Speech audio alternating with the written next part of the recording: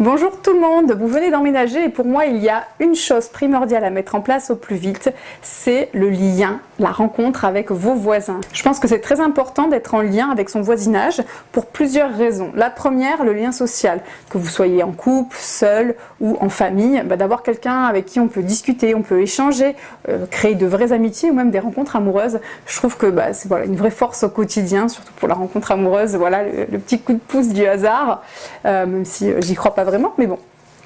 Ensuite, ça va être les services rendus, d'aller chez vos voisins quand ils partent en vacances. Mais ça veut aussi dire que ça va sécuriser votre chez vous. Il y a quelqu'un qui vient arroser les plantes, qui vient ouvrir les volets. Voilà, ça va minimiser le risque de cambriolage.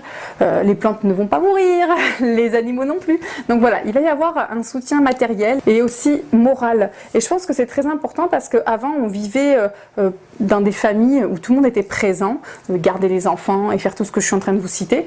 Et maintenant, voilà, on est dans les villes, on est de plus en plus citadins et ce réseau-là tend à s'évaporer, mais grâce au voisinage, on peut se recréer des petites communautés, des petites familles qui sont tout aussi intéressantes parce qu'il y a de la confiance, il y a de la bienveillance. Alors il va falloir aussi être attentif à ne pas laisser vos clés à n'importe qui, c'est pas parce que vous emménagez à un endroit que tout le monde est bienveillant, il va falloir justement trier les gens que vous allez rencontrer.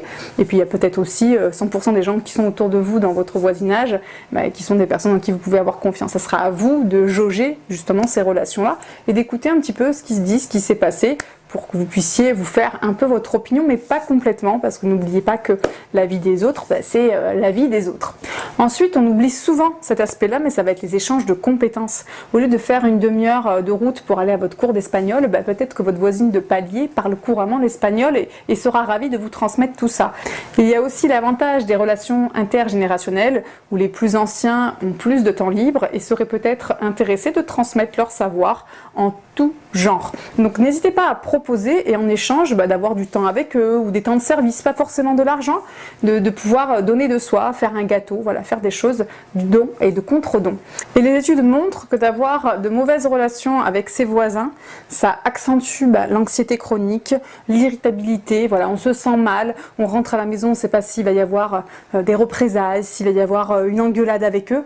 Du coup, on est toujours en tension et on a hâte de quitter notre domicile le matin, c'est pas sain du tout. Donc il pourrait être intéressant de faire un premier geste de bonté pour essayer d'apaiser la situation, de mettre votre ego de côté parce que c'est le plus difficile en fait en cas de conflit, mais de venir offrir, on va dire, l'amour qui pourrait rester en vous vis-à-vis de cette situation pour tenter d'améliorer tout ça, juste pour votre santé et la santé de votre famille, parce que c'est ce qui est de plus important. Je vous remercie d'avoir écouté, n'hésitez pas à créer au plus vite du lien social avec vos voisins, c'est très bon pour la santé.